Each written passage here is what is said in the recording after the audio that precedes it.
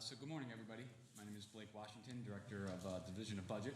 I want to welcome everyone here today to these formal budget hearings of the fiscal year 26 executive budget, including some of our agency and capital budget presentations we'll hear today. The hearings today are intended to provide a bit of insight as we prepare for the executive budget, and we intend to set that framework in the next handful of months. Under the governor's leadership, under Governor Hochul's leadership, the 26 budget will ensure that our fundamental services and the programs that we rely upon are sustained throughout into the future. So consistent with the state constitution and state finance law, we've asked a couple of state agencies to join us today, including the Department of State and the Office of Parks. And joining me today, I have myself, of course, Matt Howard, Deputy Director of Division of Budget. We have Adrian Swirsky, Assistant Chief Budget Examiner for our Economic Development Unit. We've got friends from the Legislature, the Assembly and Senate Majority, and minority staff. Point of personal privilege, we're also joined by Josh Rissler, newly appointed to his role, serving in the State Assembly as Secretary to the Minority Conference, and we all know Josh for a real long time. We're excited to see you in this role. We know you're going to do such a great job for your team, for the leader, for all the conference. They're really lucky to have you, so thank you for being here today. So with that, we'll just jump right into the business of the day, starting with Secretary of State Walter Mosley. Thank you. Good morning. I want to begin by thanking Director Washington, members of the Legislature. I want to thank the legislative staff, agency staff, members of the public for being here today to discuss the great work that we're doing at the Department of State. The New York State Department of State is one of the oldest and most diverse agencies in state government. I've been secretary for about 6 months now, and as I've traveled the state, I've often find that many people don't know exactly what the Department of State does. When people think of Department of State, they often think of licensings and programs like the Downtown Revitalization Initiative, as well as our New York Forward program. But we do so much more than that. Take a look.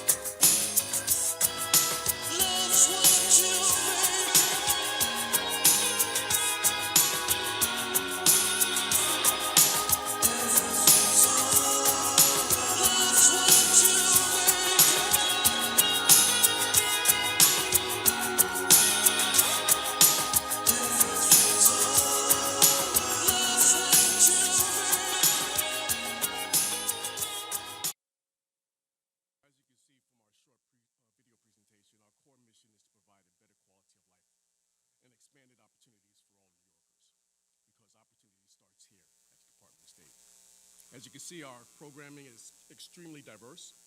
While it may seem like a challenge, we see it as an opportunity to connect with all New Yorkers. The department is doing more today with a broad array of programs that has expanded significantly over the past decade, and growing our workforce as needed to meet our mission to deliver the best possible public service for New Yorkers. As you can see, our staffing target is growing. A quick look at our appropriations. Last year's appropriations for state operations were almost $219 million. Our local assistance appropriations were just over $345 million, and our capital appropriations were at $212 million. As you can see, our corporations and licensing divisions, which are our highest generating revenue divisions, continue to grow in revenue and activity. Last fiscal year, we generated over $114 million. But our economic impact is more than just our revenue. Our licensing services and corporations grow the state's tax base. People start businesses and careers through the Department of State, and in turn contribute to the tax base and stimulate the economy. Here's a quick overview of our programs at the Department of State. We'll talk about how each one is working to provide opportunity for New Yorkers every day. Our Division of Licensing and Services is at the core of what we do at the Department of State and probably represents the services we are most known for. We qualify individuals for occupational licenses by reviewing their specialized education and experience, as well as through examinations. We issue and monitor over 870,000 occupational licenses across more than 35 disciplines. We also enforce laws and regulations in relation to our licenses. Customer service is key when it comes to our licensing department. We've significantly cut our call times and document processing times, and we've expanded the number of locations offering walk-in services to the public. Many New Yorkers can't work without a professional license from the Department of State, and that's why it is so important for us to continue working to provide the best customer service possible. And over the last 8 years, we've added 6 new programs to Department of Licensing Services. Our goal is to ensure applications, renewals, and any other questions from our licensees are addressed as quickly and accurately as possible. We can do this by growing our team to adequately meet the demand of our 870,000 licenses, and by modernizing our systems to make them easy to use and accessible to all. This focus on customer service fits into Governor Hochul's plan to make government work better for New Yorkers by transforming the way services are accessed from state agencies. Next, I want to talk about our Division of Corporations, State Records, and Uniform Commercial Code. This division is where New Yorkers go to start a business. We have had over 700,000 filings processed in 2023, and over 1 million transactions are handled annually. We also file, maintain, and provide access to a voluminous number of public records. And as you can see, here are just a few examples. Now, let me ask you a quick bit of trivia. Did you know that 120 different kinds of documents get filed with the Department of State through our State Records Unit? Just like with licensing, customer service is key to our corporations division business in New York, our corporation division. Businesses in New York State cannot operate without first forming their corporation or businesses through the Department of State. Through the system modernization, ongoing efficiency efforts, as well as increased staffing and recruitment, we were able to reduce business filing and summons processing time by more than 75% over the past 18 months, and we are continuing to improve. Our objective is to continue to help all New Yorkers within minutes respond to emails in a few business days and continue to increase document processing because we want to provide top-tier customer service to New Yorkers. Next, on our journey through the Department of State, I want to talk about our Office of Planning, Development, and Community Infrastructure. This office revitalizes communities and combats neighborhood blight through our grant programs. We grow communities with an emphasis on sustainability, climate resilience, clean energy, and public health. And we protect and reconnect waterfronts as well as safeguard New York's 2,625 miles of coastline through resiliency efforts. The Office of Planning, Development, and Community Infrastructure currently administers 8 grant programs. We continue to manage 700 contracts, and we are expanding to reach over 1,000 contracts within the next 2 years. The Downtown Revitalization Initiative and New York Forward are the department's flagship economic development programs. This fall, we are making another $200 million investment in DRI and New York Forward communities across the state through these programs. And we've created nearly 4,500 units of housing thus far, with more to come. These significant accomplishments builds on Governor Hochul's commitment to addressing New York's housing crisis. The local waterfront revitalization program serves as the Office of Planning and Development's primary program to address local and regional waterway issues, improve water quality, promote public waterfront access, and help redevelop underutilized waterfronts. Our Brownfield Opportunity Area program provides communities grant funding, and technical assistance to develop community-based plans for brownfields and other vacant and abandoned sites, transforming them into dynamic properties that facilitate community investment and improvement. The Smart Growth Comprehensive Planning Program awards funding to communities to develop and update local and countywide comprehensive plans that emphasize and integrate smart growth principles.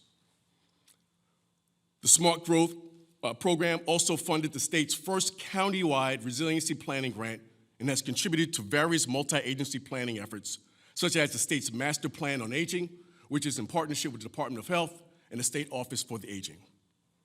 The Department of State is also involved in the state's Resiliency and Economic Development Initiative, also known as READY, which was created in response to the extended pattern of flooding along the shores of Lake Ontario and the St. Lawrence River. These efforts will increase the resilience of shoreline communities and bolster economic development in the region. This is a multi-agency initiative, and the Department of State is currently overseeing 49 projects. And we're doing even more here in our Office of Planning and Development, including the South Shore Estuary Reserve, the Climate Scoping Plan and the State Energy Plan, the designation of the state's first national marine sanctuary at Lake Ontario, and so much more. So as you can see, the Department of State's programs are helping revitalize and uplift communities across our state. Our programs rely heavily on community input. For example, the DRI projects are formulated by communities and residents with the assistance from the state. Deploying staff can lead to more thoughtful community engagement and support to make real change in these communities. Lastly, our improved technology has led to added efficiency, accuracy, and better tracking and understanding of how our programs are performing. Now let's switch gears and over to our Office for New Americans, or often known as ONA. The Office for New Americans supports New Americans' inclusion as an integral part of New York State's diverse economic, social, and cultural fabric. We assist New Americans in assessing and navigating a variety of free services, and we engage directly in constituent outreach and policy initiatives that help support New York State as a leader in welcoming new Americans. Since its inception in 2012, ONA has served over 750,000 new Americans. We are administering over 100 grant contracts, and we significantly increased our budget to continue to respond to the growing demands for the services we offer. When ONA first began, the only services we offered were citizenship programming and basic legal services. We've now expanded to include more programs like mental health support and developmental disability services, while using a universal approach to help address the diverse needs of new arrivals in all aspects of their lives. With the goal of reaching all new Americans across the state, dedicated ONA outreach staff are now located in New York City, Hauppauge, Syracuse, Albany, Watertown, and Buffalo. Legal services were at the core of ONA's beginnings, and those services now have been expanded even further. In the past 2 years, New York State has received over 200,000 new arrivals from all over the world, building on its expertise and network of legal providers. ONA was able to implement its Welcoming New York program in a matter of months. With the influx of new arrivals, it's important for ONA to continue to grow to meet the added demand and make sure all new arrivals are getting the assistance they need to properly support their inclusion as an integral part of New York State's diverse cultural makeup. Yet another division within the Department of State is our Division of Consumer Protection. This division protects New Yorkers by providing direct assistance and mediation to resolve market space complaints.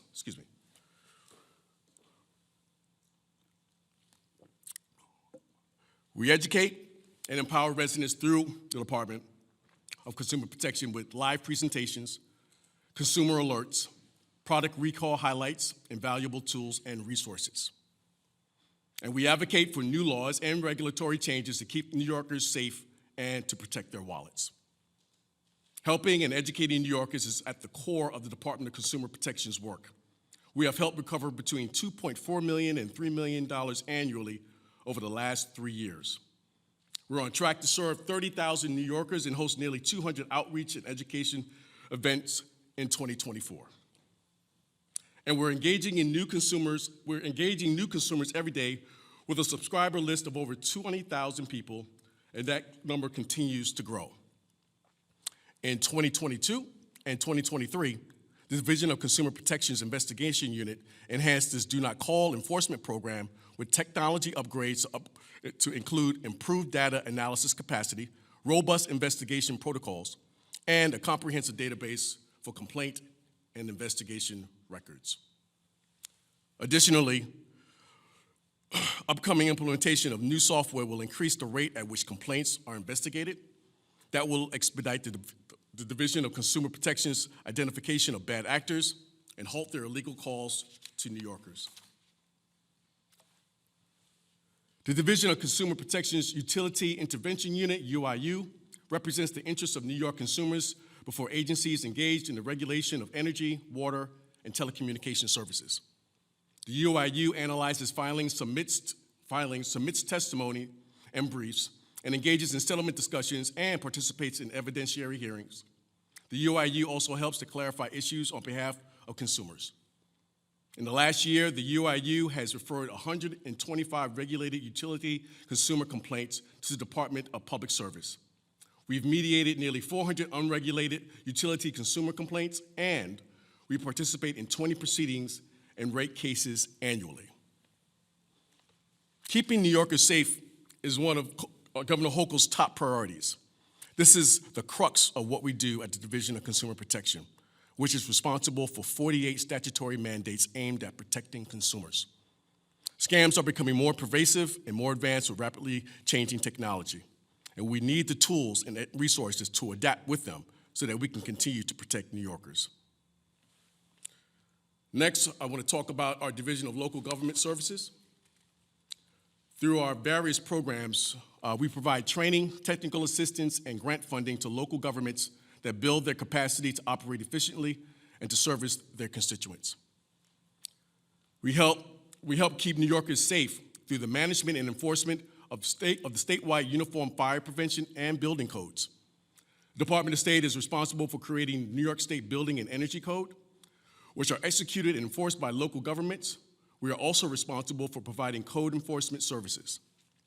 We regulate and support approximately 1,700 not-for-profit cemetery corporations in New York State.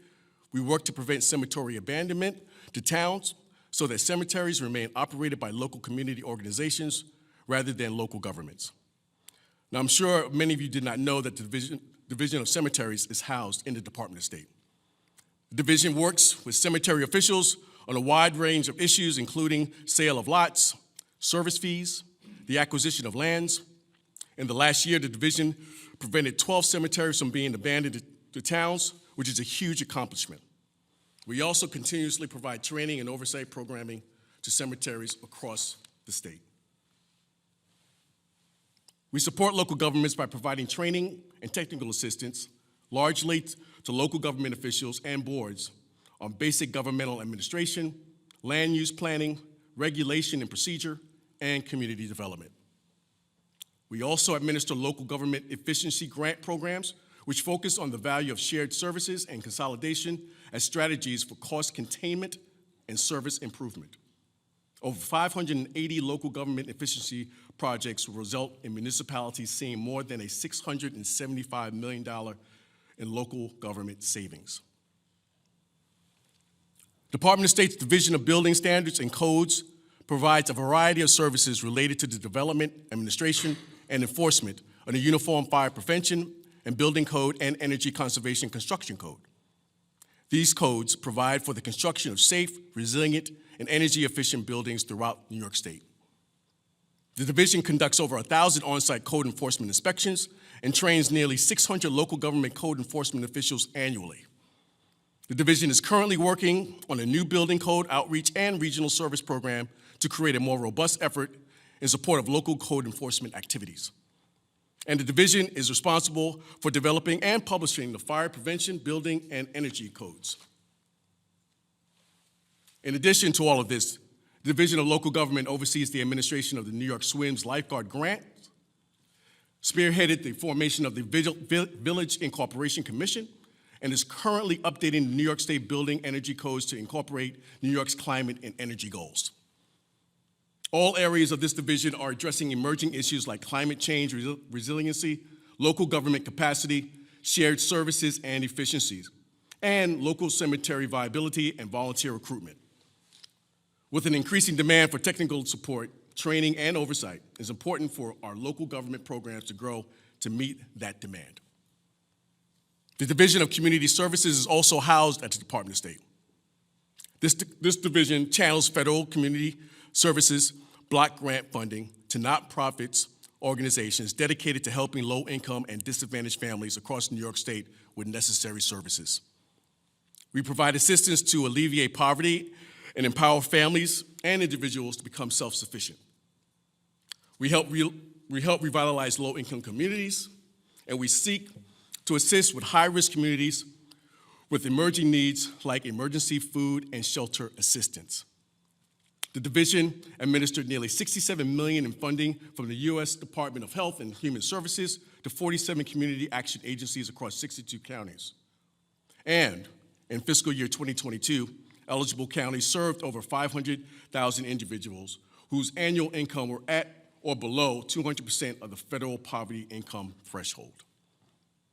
The Division Community Service is just not a funding source, but a partner in the fight against poverty. We work hand in hand with communities, pooling our resources and expertise to make a real difference in the lives of low-income families across New York State. The Division Community Services has helped so many New Yorkers across New York State, and these numbers just represent fiscal year 2023. The division is also reaching so many New Yorkers, but there is room to expand these successful programs and help even more people. We can do this by improving technology and growing the division for more efficient service delivery. But wait, there is also more. The combat sports in New York State are sanctioned and regulated by the New York State Athletic Commission, which ensures the health and safety of participants and the integrity of the contests. The address confidentiality program is administered by the Department of State to protect New Yorkers who fear for their safety by shielding their actual addresses, providing confidential mail forwarding service, and accepting legal notices on behalf of participants. And this is a priceless and cost-free program. Under New York State law, signed by Governor Hochul in 2022, body armor is prohibited when being engaged or employed in an eligible profession. The Department of State is responsible for publishing a list of eligible professions requiring the use of body armor and processing eligible profession requests. The department has also established a process and forms that purchasers may use when acquiring body armor to prove they are engaged in an eligible profession. The Appalachian Regional Commission and the Northern Border Regional Commission are federally funded economic development partnership programs between the federal government, state, and regional entities. They are designed to focus resources to geographically isolated communities historically bypassed by federally funded programs. The Department of State administers these programs for New York State through our Division of Local Government Services. The Office of Administrative Hearings conducts hearings for the Department of State's licensees and license applicants. At each hearing, an administrative law judge determines whether an applicant is qualified for a licensure or whether a licensee has engaged in conduct requiring disciplinary action.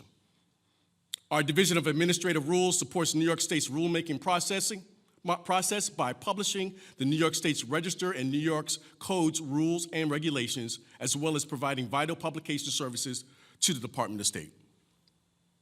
Our Language Access Program offers free interpretation services to individuals accessing state services and provides important forms and documents in at least the top 12 most commonly spoken languages in New York State.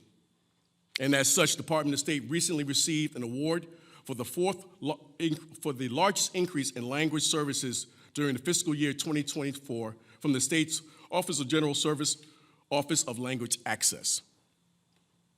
At the Department of State, our Office of Diversity, Equity, Inclusion, and Accessibility is committed to supporting DEIA principles that enhance and build strength, and value in our organization, including promoting diversity and inclusion, engaging everyone in the workplace, fostering a diverse, high-performing workforce, and providing equity in service delivery. In addition, we have multiple offices that provide support to our divisions and programs such as Human Resources, our Fiscal Office, the Office of General Counsel, Public Information, Agency Transformation, the Bureau of Administration, Support, Service, and all of our hardworking staff that provide critical services to keep the agency moving in the right direction. In addition to our core mission, the Department of State is also home to several hosted entities. In March of 2022, Governor Hochul signed an executive order to create the New York State Commission on African American History. The commission serves to highlight contributions by Africans and African Americans to our country and to the state of New York. The commission partners with community-based organizations to bring New Yorkers together through events, cultural programming, scholarly research, and other activities that promote greater understanding of the history and achievement of African Americans throughout the state. The Office of Faith and Nonprofit Development Services provides assistance to vulnerable New Yorkers and connects faith communities to state grant opportunities. Formed by the legislature in November of 2023, the Asian American Pacific Islander Commission is tasked with advising on policies and coordinating programs to bolster the welfare of New York's AAPI community. The Department of State also provides human resources and administrative support to several hosted agencies, including the Committee on Open Government, the Authorities Budget Office, and the Tug Hill Commission. So we do a lot here at the Department of State, and when we talk about our agency's objectives, we've talked a lot about technology and how modernizing our systems and methods can lead to better service for New Yorkers. We've worked on over 25 IT-related projects, all of which are designed to improve the customer service experience and create a more efficient and more effective service delivery process. For instance, we're launching a new uniform commercial code filing system that will replace a multi-decade-old system. We are also replacing an obsolete system that will allow the state's 200,000 barbers and appearance enhancement professionals to more easily obtain or renew a license. And we have a goal of expanding this to all our licenses in the future.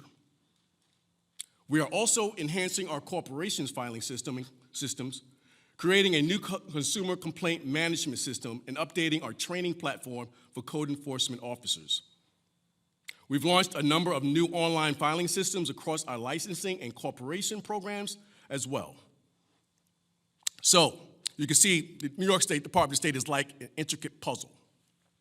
As I described each of our offices and divisions, it can feel like I'm handing you a box of puzzle pieces. The varied scopes and mandates of each program can seem too diverse to be housed within one agency. Yet, when these pieces snap together, when our programs collaborate, they add up to something very special, and that's opportunity for New York. We do this with efficiency and a focus on maximizing every interaction, ensuring we provide the best possible service to our constituents. We have broken down the silos between each of our programs to maximize services we can provide to New Yorkers. The cross-collaboration gives our communities a diverse set of opportunities. Through our collaborative approach, the department has become an adaptable and effective governmental body. We can address the diverse and evolving needs of New York State communities, businesses, and local governments, ensuring we always provide the most relevant and beneficial services. New Yorkers can count on the Department of State. We are here to serve. And this is important because some New Yorkers have the most meaningful government interaction of their lives with us. Whether it's starting a business, starting a career, becoming a professional athlete, buying or building a new home, or integrating into their new life in New York, New Yorkers depend on us for quality, accuracy, and efficiency, and we will get the job done right for all New Yorkers. At the Department of State, businesses start here. Careers start here. The state's tax base grows here. because opportunity starts here. So, in closing, and on behalf of our entire team at the Department of State, we want to thank Governor Hochul, we want to thank the Division of Budget and the Legislature for their continued support for the department, and I thank you for those who are in attendance for your time and consideration. Questions? Thank you so much. Really robust presentation, and just thinking out to myself, one of the joys of my job is walking in the morning and never knowing what I'm going to encounter, because we do deal with so many state agencies. And I imagine in your role it's much the same, walking in and maybe starting with a licensing issue, but moving on to any of these items that you talked about today. Your responsibility is so vast. I imagine that's a real feature of the job. And I think a couple things you and I have in common is, most importantly, is the really wonderful staff that back us up, keep us organized, of course, but also keep the business of the state moving forward. So, I mean, it's just so much, and it's such a vast mandate, and it's wonderful to see the work that you and the team are doing. So, I had a couple questions that came to mind just coming off of your slides. No surprise to anyone in this room, one of Governor Hochul's missions is to promote housing in every corner, in every region of the state, of every size and type. But part and parcel to that, hand in glove, is safe housing and housing that New Yorkers would be proud of living in and can raise a family in. I saw some of you, in some of your remarks, you were talking about building code outreach and some of the regional services that you were undertaking. And what are you hoping to accomplish with that? You, the agency, you, Walter Molson. Right. I would say that when we're talking about our Division of Local Governments and training and technical assistance, following COVID-19, the pandemic, we found that just like any sector, hard to keep people engaged because they have so many other responsibilities. A lot of people are working from home. A lot of people have maybe said that it's more important for me to take care of my family as opposed to being involved in local government or serving in a non-paid capacity.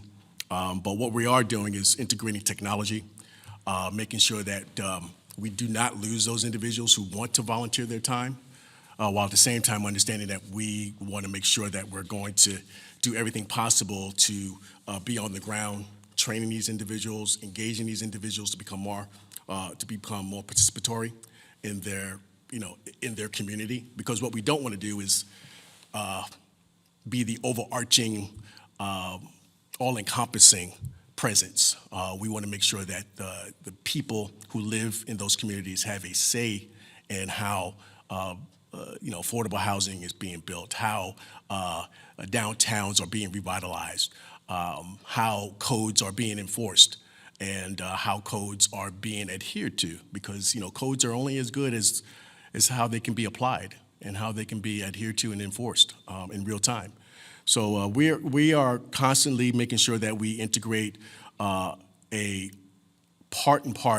hands-on approach, integrating technology, but at the same time understanding that we have to continue to train people, educate folks, provide them with the technical tools that they can use to make sure they have a say-so in how housing is being built in ways that are safe, that are sustainable, and that are efficient based upon the laws of the state of New York.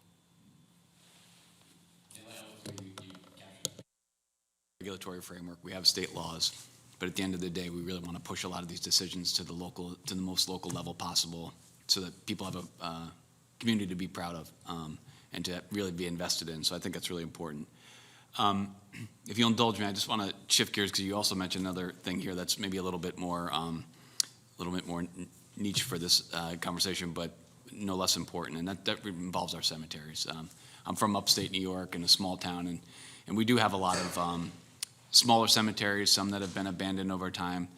Of course, cemeteries are the final resting place for our friends and our loved ones and our ancestors. But they honor those people that have gone before us, particularly our veterans. They enrich our local culture, they promote the local heritage of wherever you grow up in the state of New York. And unfortunately, over time, some of these cemeteries fall into disrepair. Oftentimes, it's never a nefarious thing. It happens. There's the people that the caretakers move on. The local community moves on in different ways. So how does the division of cemeteries, and I know this is like a small niche thing, you know, how is the division preventing abandonment, and what are maybe some of the examples in recent history you can share with us? Yeah, Mr. Director, we were talking about this yesterday, and we look at it as this. We don't want these cemeteries to become a burden. We want them to become an asset or to remain an asset to the community and to the state. And I think one of the things that we do at Department of State within our cemetery division is making sure that we are proactive, making sure that we're reading financial reports, making sure that there aren't any improprieties being taken place, any fraudulent activities taking place. Again, we also understand that it's difficult to provide for the necessary staffing. So where there are shortfalls, we fill in the blanks. But at the same time, what we don't want to do is becoming, the overarching last word in government, because these are very intimate spaces, very personable spaces, and what we don't want to do is lose that level of intimacy and sensitivity. And I think that can only come from the people who live there, who have family members that might be, resting there. And making sure that those individuals have a really tangible say in how they move forward with the services that they want to continue to provide for the local communities. So it's a very delicate balance. We take that very seriously. Sometimes people might think we overlook this division, but it's a very sacred and for a lot of people, very a holy space.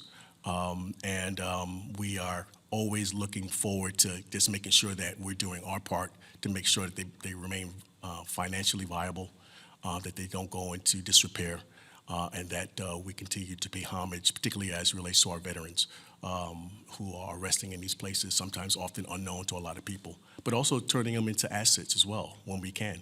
Oftentimes a lot of our larger cemeteries, they use them for movie nights. They use them for historical tours to educate young people and engage them into why these cemeteries are so important. But again, we try to do our best to make sure that we stay on top of the finances, making sure that if we see any irregularities, that we are proactive in making sure that we step in and find out why. And once we find out why, then we can work with those who are in the community to shore up and find some type of resolve so that they can continue to operate in a very autonomous way. I don't know if my colleagues on my left and right have any questions, or the legislature. Just wanted to say some words. One, thank you for having us here today, and thank you for the kind words and welcoming words you gave to me earlier today.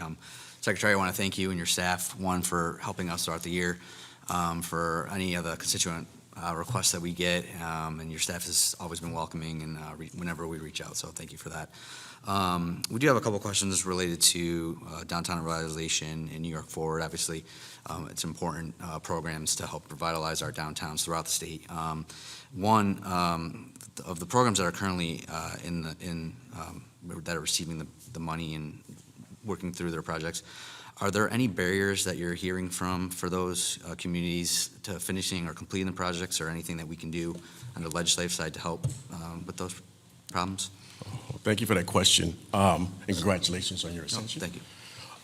We just actually had a meeting with staff in regards to that particular notion with ESD, because it's a combination of a lot of sister state agencies, ESD, HCR, that work on our flagship economic development programs.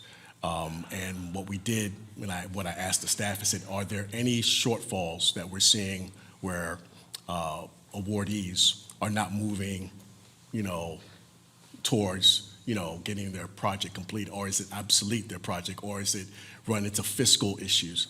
And my staff came back to me and said, no, we are moving forward with all of our projects, with all of our awardees. We just completed round 8 of DRI and round 3 of New York Forward, and we're looking forward to continuing to revitalize downtowns in all communities, no matter the size. And we're also going to continue to make sure that we're, responsible stewards in terms of the monies that we are awarding, and making sure that it's spent wisely, that these projects are on time and on budget, while at the same time understanding that, that's something that could take place. But like I said, we just had this meeting roughly like last week, and spoke to Commissioner Hope about this directly, and we are, being responsible with the appropriations that we've awarded, but we are also, mindful that given, the shortfalls in individuals' time and energy that they can give at the local level to a program like this, that we have to provide the technical assistance, we have to provide the professional assistance to make sure that these projects don't fall by the wayside. And if they do, understand that it's not as if we would take the money back, but we say, hey, look, is there a way in which we can deviate from your original plan, or can we shift and see if you can reapply another plan that is just as impactful to the community?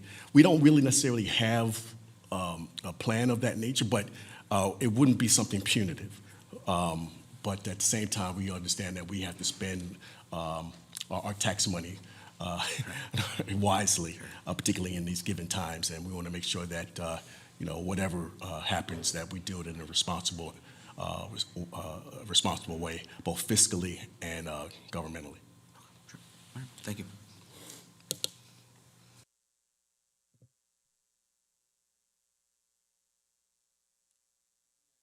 Question. So, I would thank you for your presentation, and it's a reminder that in a lot of ways, all roads lead through the Department of State, given the sort of broad swath of activities that you're sort of have responsibility over. I guess the one question I have, and you sort of touched on it toward the end of your presentation, it's the role of technology and the work that you do. And, you had indicated sort of work on the licensing side, but I would almost think that modernization, from a technology perspective, could also support some of the work that you're doing on consumer protection.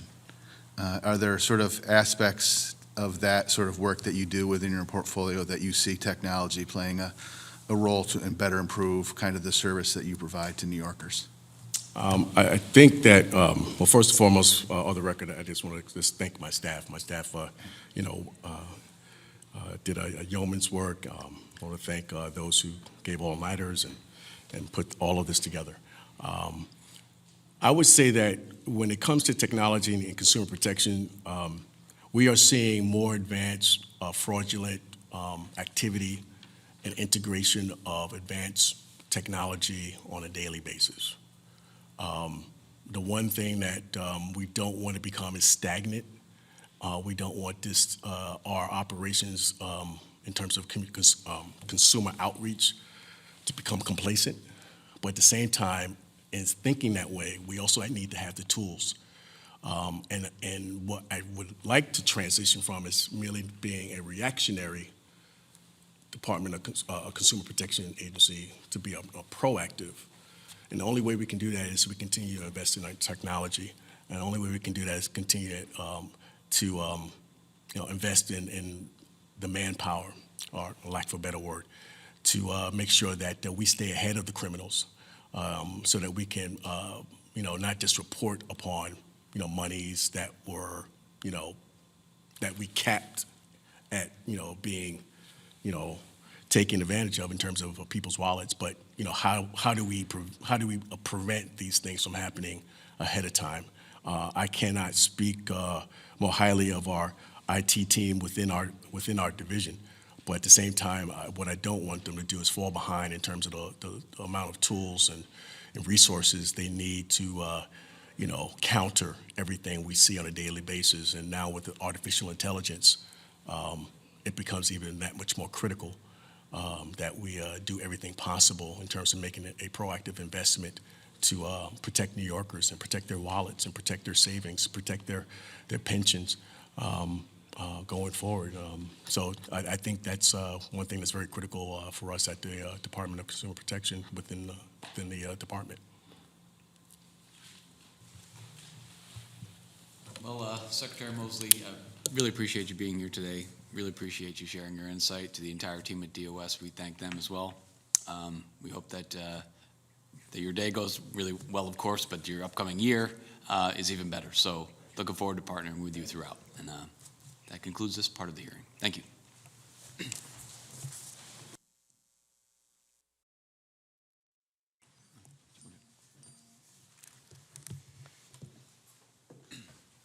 Well, welcome back, everyone. Second on our agenda for today is our capital budget hearing. And with us today, I'm really happy to have joining us the Commissioner Pro Tem and Chief of Staff to the Office of State Parks, Recreation, and Historic Preservation, Randy Simons. I know the good work that the parks does, and I also know the energy that you have for the parks and your commitment to the parks, and I'm just excited to hear your presentation. Again, welcoming our folks from the Legislature, our team from DOB, and from Parks. Welcome to the room, and looking forward to working with you throughout the year. So, take it away. You know, first of all, right off the bat, Director Washington, Deputy Director of Power, Adrian, it's always great to see you. I'm just thrilled at this opportunity. And if I talk too fast today, just tell me to slow down because there's a lot to get to. We're super excited at this opportunity. So appreciative of this invite and happy to invite you into the Parks universe. I think what you'll see today. Thank you. I think what you'll see today, it's much more than a park story. It's a New York story. Parks are the spirit of our communities. We lift our communities just as the communities, lift parks. So with that, we'll get started on the New York story here. For those that don't know, New York State Parks is the second largest park system in the nation. We are the most developed park system in the nation. We're first in number of facilities. We are first in number of campsites, second in visitation in all state park systems across the country, top 3 in total acreage. I just love this statistic. Attendance at Niagara Falls State Park, 10 million annual visitors a year, exceeds that of the Grand Canyon and Yosemite National Park combined. Impressive numbers. And we have more than twice as many people visit Jones Beach each year as they visit Yellowstone National Park. If you had to summarize our system in one word, it would be diverse. 250 sites all across the state, 360,000 acres. We welcome more than 84 million visitors to our system each and every year. We are diverse in our recreational opportunities, golf courses, swimming pools, beaches, marinas, boat launches, nature centers. But I think what I want to call out here is sort of the behind the scenes. The things that you probably wouldn't think about when visiting a park, but you just expect it to be there. We're responsible for over 5,000 buildings in our system. We have 600 bridges, 118 dams, 180 wastewater treatment facilities, that's under our responsibility, and hundreds of miles of roadways and power lines that, believe it or not, are under our responsibility and care. So who are we? In general, we are camping, 9,000 campsites and cabins all across our systems, a whopping 750,000 overnight stays in our facilities each and every year. We're safe boating, we're snowmobiling, we offer thousands of safety courses with partners both in the classroom and online. There are free online classes for many who wish to choose to take it in that platform. And we have oversight of more than 10,000 miles of snowmobile trails. We are golf.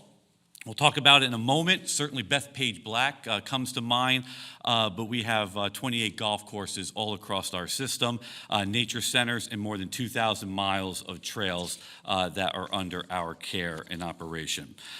This is a special slide to me. It's our workforce, 2,453 full-time team members, and many think, obviously there's park staff, park workers that do it each and every day.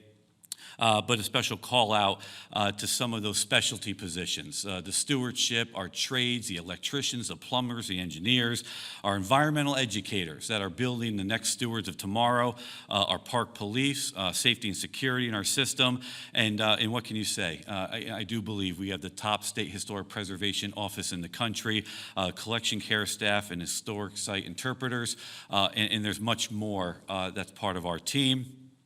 So that's the full-time. But 6 months out of the year, we hire an additional 5,000 seasonal employees. And I'll tell you, I'll call to your attention to those photos. And many will look at those photos, right, and see our team members doing what they do. But the upper left-hand corner, I see commitment to the craft. The upper right-hand corner, I see teachers who teach with a passion. The bottom left-hand corner, I see a dedication to customer service and the experience of our 84 million. And the bottom right-hand corner, our lifeguard, it's safety. Incredible responsibility, an incredible mission this team lifts each and every day. And who do they lift it for? 84 million. We are thrilled, just thrilled that for 11 consecutive years we had record-breaking attendance. And you really can attribute it to the historic and sustained commitment by New York State to this great system. And I'm pleased to announce that we are on pace year to date and achieving a 12th consecutive record-breaking attendance year. We are, in New York State, parks an economic juggernaut. Parks simply pay off. New study just released shows that state parks GDP amounted to $3.7 billion in New York State. Every dollar invested in New York State parks generates $10 in sales, $4 in labor income, $7 in state GDP. Outdoor recreation provides $21.1 billion in economic activity, a study just a few years back, and supports over 241,000 jobs with $13.1 billion in compensation.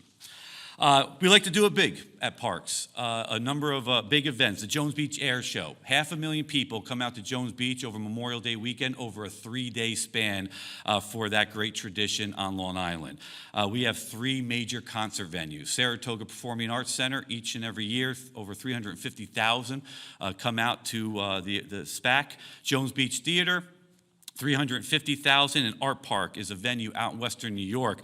I'll call to attention the Jones Beach Theater, 350,000 come out each summer, and that's for about 27 concerts. And Live Nation, who's a terrific partner, already beginning discussions with us just at Jones Beach. They want to build that to about 40 concerts by next year because the demand is there. So obviously those attendance numbers could drastically spike over the next year. We were the host of the 2019 PGA Championship at the renowned Bethpage Black on Long Island. 80,000 came out for that. Marsha P. Johnson, East River. The Smorgasburg every Saturday from April through October. 18,000 will come out on a Saturday. 18,000 foodies to enjoy the cuisine there.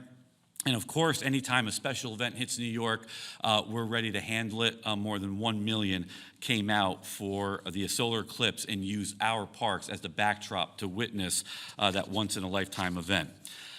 In the Ryder Cup, less than a year from now, September 2025, the PGA of America is already calling the Ryder Cup next year at Bethpage Black what will be the most significant and largest golf event in golf history. That's a pretty heavy statement, and one we would concur with because it will be held certainly at the People's Course, and because it's at the People's Course, at the People's Country Club, we will almost assure a Team USA victory.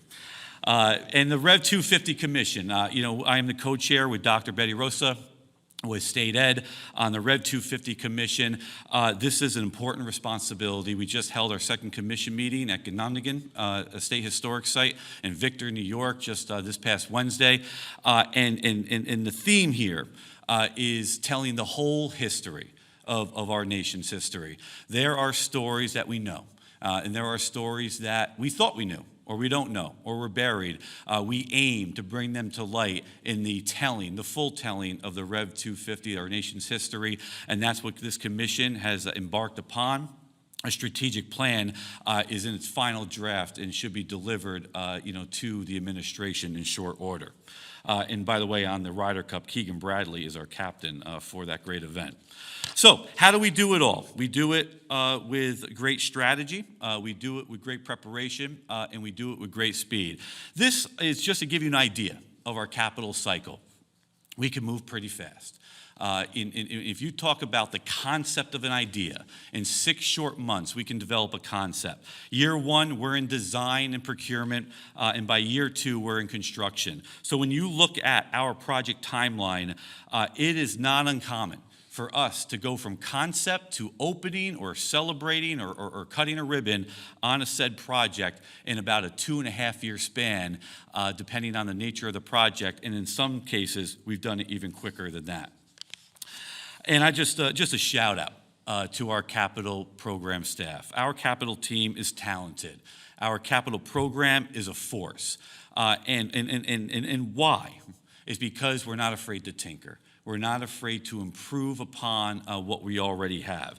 And we've done that in a number of ways over the last many years with this historic and sustained commitment that we've had from New York State, including introducing new tools and procedures. I'm particularly proud of the coordination across agencies, OGS, DEC, DOT, and it's what New York's all about, agencies working together and the partnerships we have with each other. We've instituted new software, we standardize workflows, we focus on staff development and doing a lot of things in-house, and including centralizing procurement and a lot of the inside, sort of baseball that happens in our capital program. In this slide, I really wanted to call out that, when the money comes in, we like to spend it, and we can move it fast. I think when you look at the years 2020 through 2022, you can see it's all spent. It's all out there. And when you look at that project cycle, if it takes about 2.5 years, it's common for projects, we have to have the money when it goes out to bid. It's common for the last 2 or 3 years to fluctuate. But I'm particularly proud of 23, 24. You can already see the numbers are moving on getting the money out the door. We're only halfway through 24, 25, and we've got some big projects that are lined up for bid. And we're going to see, the bar graph on this change drastically over this next 6 months. And by next year, you're going to see many of these years looking like they do from 20 to 2022.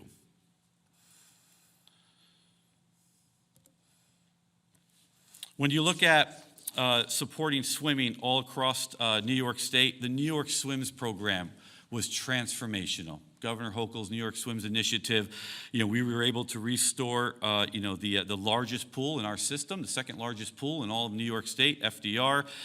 Waiving the fees at our park pools was, in a word, critical. Critical to the support of our communities and teaching our youth the lifelong skill of swimming.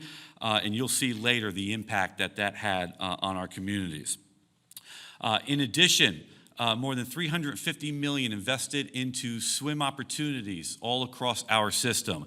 The Jones Beach East Bathhouse and at Harriman, the Lake Sebago Beach, particularly want to call out those two because more than introducing swim opportunities, when you look at Jones Beach, right now the East Bathhouse has been abandoned and vacant for over a decade. Right now, if you were to walk in there, there's trees growing out of the abandoned pool, and we are going to reimagine that into a destination spray area, a learn to swim facility, the first of its kind in our system. And what that also does, it alleviates pressures on our system. Right now, the West Bathhouse, historic West Bathhouse, the pool there will have 2.5-hour waits to get into the pool on a summer day. For those wishing not to swim in the ocean or take the small kids to the pool, this will alleviate the wait times at the West Bathhouse by building out this destination spray area. Same with Lake Sebago. If you go to Lake Welch nearby at Harriman, Lake Welch is the New York City playground for a lot of disadvantaged communities. And on a summer day, by 8 a.m., we need to close at capacity. There are hundreds and hundreds of cars lined up that we're forced to turn away, give other options too, but with the limited resources and locations, like Lake Tirarati and others in that area, they're forced to look for alternatives. Lake Sebago will do that. We are going to launch shutter since tropical storms Irene and Lee back in 2011. We're reopening under the New York Swims program, and that will welcome up to 4,000 people each and every day to new opportunities, new access, but also alleviating the pressures. And instead of turning visitors away, we give them another alternative to seek, what they came to seek.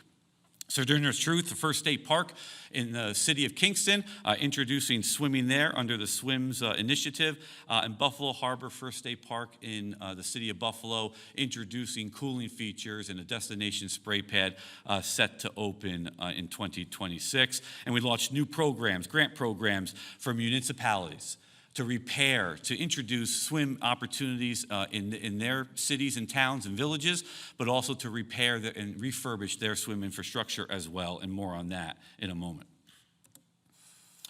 More on that now. The New York Swims Capital Grants Program, and I'll tell you, this is a credit. This is extreme credit to DASNY and our team. And that's why, certainly when I talk about our workforce in the passion, dedication, and commitment, we launched and delivered a $150 million grant program to municipalities in partnership with DASNY. We launched on May 1st, 2024, and in less than 3 months, the money was out the door. 37 projects all across every region to municipalities, and some projects that will be realized by the next swim season. And we will look at the capital program and the highlights in our state parks, particularly proud of the revitalization at Marsha P. Johnson in Williamsburg. The park was renamed in 2020 under Governor Hochul, and since then, $23 million invested into the park, and the first New York State park named after an LGBTQ community member, and we are particularly proud, and the park has been revitalized and transformed, and attendance is skyrocketing with the community festivals and events that we hold there each and every week and month. Sojourner Truth State Park, again, another favorite of ours, first state park in the city of Kingston, as mentioned, named for famed abolitionist and suffragist Sojourner Truth. Thanks to the Bond Act, $68 million will transform what at one point was destined to be developed, has been rescued, and will now be more than 500 acres with a small acquisition coming soon of open space for the city of Kingston. We're introducing swimming at Quarry Lake to the city of Kingston. And I'm particularly proud of the public plaza, because when you look at parks, parks are about people. They're about connections to each other, to ourselves, and that public plaza allows for festival and community events to now happen, and a gathering space for the city of Kingston and all those nearby to connect with one another for any celebration. Out on Long Island, Hempstead State Park, $46 million CDBG, federal dollars, all paid for the transformation and new access, increased access, and particularly proud of opportunities to address climate change, this very sensitive area, mitigating flood risk and reducing pollution, which was heavy pollution down at Hempstead Lake, and also the rehab of one of our more than 100 dams in our system, a 150-year-old high-hazard Hempstead Lake Dam. And we've invested all across our system, particularly in our flagship parks, where the bulk of our 84 million visit each and every year. Niagara Falls, up to this point, had $150 million invested. It was missing one major thing. It was missing a gateway. The moment that you arrive to know that, yes, I now have arrived. And this gateway has been a welcome addition, opened just this year, that orientates people to the park, but also, as you see from that picture, you could not previously see the falls upon entering. You had to navigate and find your way through the park before that first observation of the falls. It builds the anticipation for the main event and connects you to our team and connects you to the history and the culture of that park. We talked about the Jones Beach East Bathhouse that has already started underway. That bid is out, and we'll do demo and abatement this fall with this set opening of summer of 2026. When you look at our parks, it's about our core. Certainly, we have to upgrade our facilities. We have to modernize our facilities for the new generation of visitors. So we are doing that. But at the same time, we have to provide the TLC to the core of our existence, the foundational needs and requirements that lift our parks each and every day. We are proud to say that over the last many years, 64%, 60%, and on goal for 65% of the investment into parks are going into the core of who we are, right? Utilities, paving, maintenance, those items that are the foundation that support everything else that we lift in our great system. And there's a great focus on energy efficiency and renewables. The short message here, we will be all renewable by the year 2030. And that is quite the accomplishment and a credit to our team and shows the responsibility and the great dedication we have to achieving the goal of being all renewable. It's important, it's necessary, and it's our responsibility to get there. In addition, EV charging, we are looking over a 5-year plan to upgrade 27% of our fleet vehicles, our EV charged vehicles, and then we are on pace to address another 1,000 light-duty vehicles, including installing 650 fleet charging stations over the next 5 years. There's great focus on playgrounds and play spaces. The governor said it perfectly this summer: get offline, get outside. And we have put a great focus in addressing those recreational assets. And we focused heavily and will continue to focus heavily on playgrounds and play spaces. And playgrounds take on great definition. They are, yes, your traditional playground, but we're particularly proud of the Autism Nature Trail out at Letchworth State Park. It really is a trail for all. It's accessible, it meets the needs and desires of all who visit, and it is just another opportunity, another recreational amenity, and a diverse experience that we offer in our system, and we're looking to do more of this all across our system. Focus on climate change resiliency. In New York State, state parks is the largest owner of shoreline. 325 miles are under our responsibility. And we are addressing erosion all along our Great Lake parks, strategies to address erosion all along Long Island state parks. And then when we look at 50% of our facilities are on a body of water. From the Great Lakes to the Atlantic Ocean, the Hudson River, or lakes all across New York State. I'm particularly proud of the measures we've taken down at Lake Welch. Harmful algal blooms are very real, and they're associated with climate change. And when we look at the harmful algal blooms, there's not a solution yet. But our team is pioneering new technology. We're gathering data to see what might work. 2 years ago, Lake Welch, our most popular visited lake beach in all our system, was closed for an entire summer because of harmful algal blooms. Our team went to the mat, we did a lot of analysis, and we introduced a solar technology to emit light into the lake. And what we found so far, is it a solution? We don't know yet. We're still gathering data, working with DEC and EFC. But what we have found, the results after this year, we had one bloom, it lasted 1 day, and we were back in business. We removed the solar technology after the swim season, and immediately a bloom popped up. That is data, and that is information we'll use to start addressing and looking deeper into the technology we've instituted the last few years down at Lake Welch. A great focus of ours, disadvantaged communities. We talked about our history of bringing in the first state parks into communities. Buffalo, Kingston, Shirley Chisholm in Brooklyn. High Falls is next on the list in Rochester. And Riverbank is as important as it gets. More than 40 million or almost 40 million in improvements into Denny Farrell Riverbank State Park since 2019. There's still a lot to do. If you're not familiar, Riverbank State Park is built atop the New York City DEP wastewater treatment facility. There's still more than $200 million in needs that we are addressing. But when we look at the photos below, it may just seem like an aquatic building rehabilitation, but that went so very far with the community to give them new and modernized facilities to use to get ready for what is our only year-round operating pool at Riverbank, is across our entire system. That field, that athletic field, I've been with the state agency for 13 years. That's the second time we've had to repair that athletic field at a great cost. But it gives you an idea of the demand of the more than 4 million that visit Riverbank each and every year, and the demand on these facilities. And the community garden that we introduced has been a game changer, bringing community together and offering sort of a healthy opportunity offerings for diet and connection to the community near and dear to Riverbank. Recreational boating is still a vital responsibility of ours.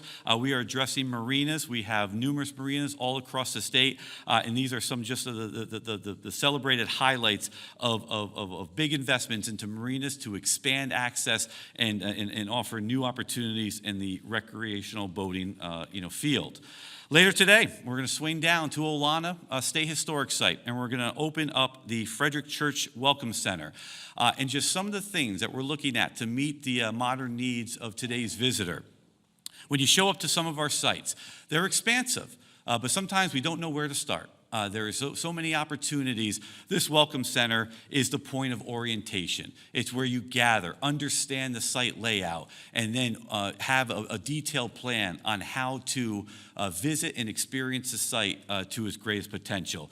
Bayer Cutting Arboretum, again, similar there. A great expansive, some of the most beautiful gardens you'll see in all of New York State. And this new visitor center became now a point of orientation to get acclimated to the site upon your visit. I'm particularly proud of our capital program when we looked at how we do things. When we all started this in being in the capital consciousness, our parks were billions and billions in backlog of needs after years of disinvestment. Thanks to Governor Hochul, that is no longer the case. And what would happen is a park would need a parking lot. It would need a connection, a multi-use trail from that parking lot to get to maybe a rest facility or a locker room or a nature center. You might need a new nature center, a new bathroom, and then all to get to the experience that you're looking at. And what we would do is we'd start with, you'll get a bathroom this year, but next year you'll get the parking lot. In 3 years, you'll get the multi-use trail. And now we're doing it smarter. We're thinking much more about these projects as a complex. And what that does is that we address the parking lot, the trail that connects you to the facility, ultimately that connects you to the experience.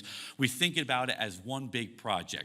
And by doing so, it saves time, it saves money, but most importantly, it's less intrusive on the visitor. Instead of 4 or 5 years in a row of construction happening at a park, it happens in 9 months or 1 year, and then they have the experience in future years where there's nothing happening at all, just for them to come out and enjoy the experience. More visitors means more wear and tear on our parks. We are looking behind the scenes as well. We are building up our maintenance facilities. There is great demand on rehabilitating and repairing our own facilities, protecting it from, and look, our ultimate goal is to have more and more people come to our parks each and every year. All are welcome. And we want to shatter the record of this year, and next year we want to shatter that record. But we have to prepare ourselves for the record visitation each year, and our maintenance facilities give us the resources to do just that. I'm particularly passionate about the benefits that New York State parks provide, our outdoor places provide each and every year. In this, our centennial year, we have talked about sort of the history of parks more than 100 years ago. These places were protected for the health of the environment. And all along the way, we've realized by protecting the health of these spaces, we've in turn protected our own health. They're vital. They're vital and critical to our own physical and mental wellness, the core of our existence.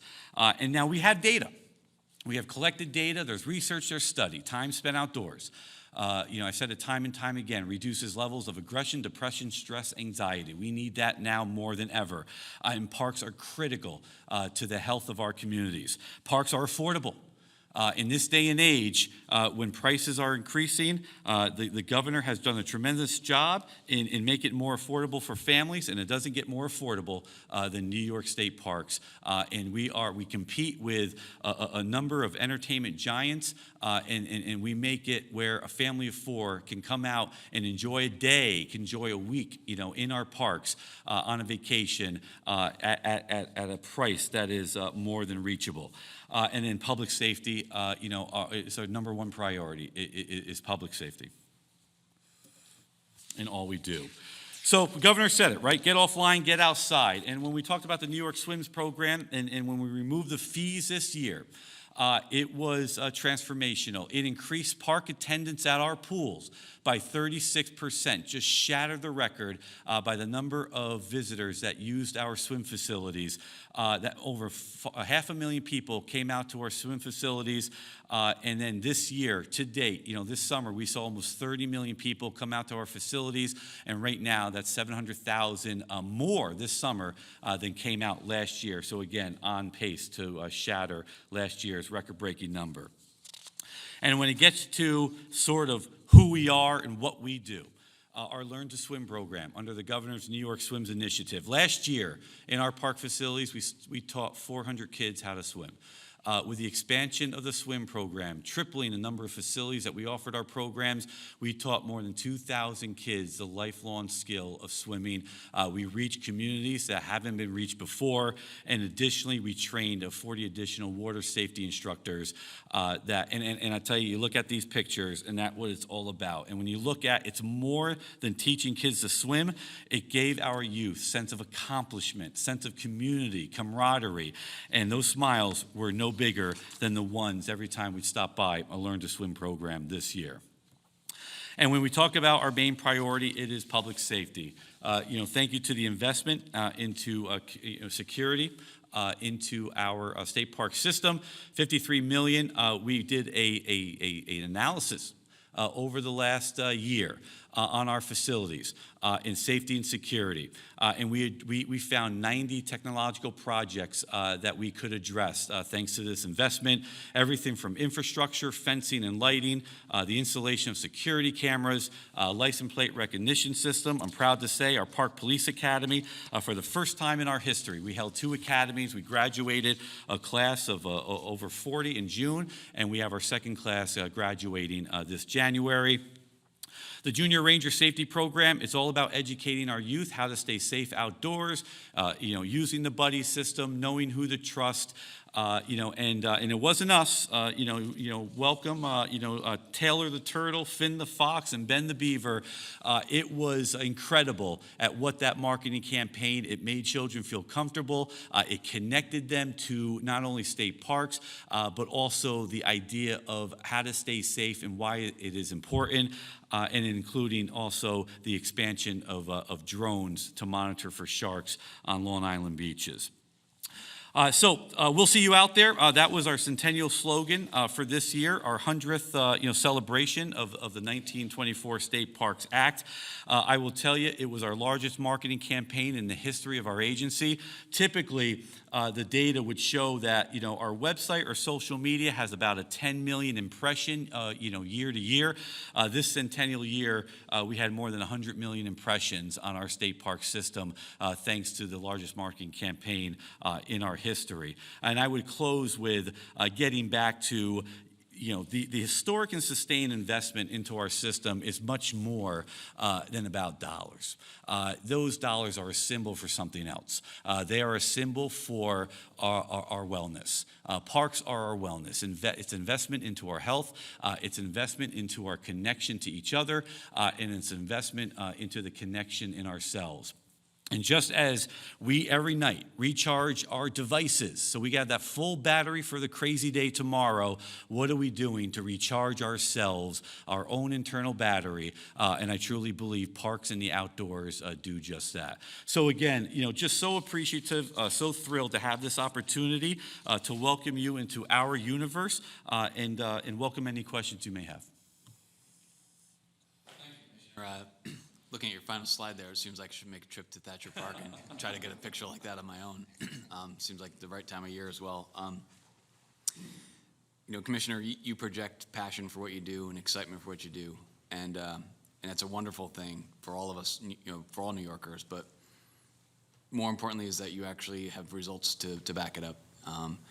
You certainly on what you demonstrated on the capital process, sort of moving through the capital processes, spending the money you have, spending it wisely, doing it timely, really, really important for just consumer experience. You taught a little bit before about the SWIMS program. Just going back, I've been working with the governor for a little over a year, thinking about when SWIMS was conceived to when you actually delivered it. You, the agency, the amount of barriers that you worked through to get the grants out the door in such a short period of time is really commendable. And I guess maybe just a little selfishly, for those of us that knew him well, thinking about Denny Farrell Park, the amount of investments that are done there, we knew what it meant to him, and as a matter of just basic fairness, but also of equity and giving people an opportunity to do some outdoor recreation, to see that work continues is just is just really, really heartening.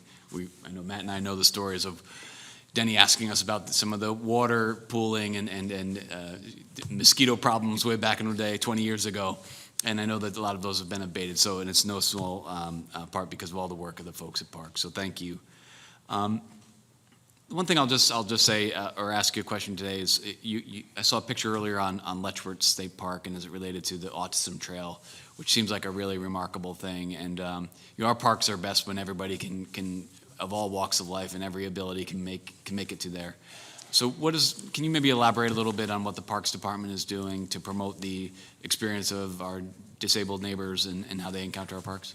And that is a critical component of modernizing our system. Our system is the oldest park system in the nation, right? It dates back to 1850, Washington headquarters, 1885, Niagara Falls, first state park in the nation, and we are expansive.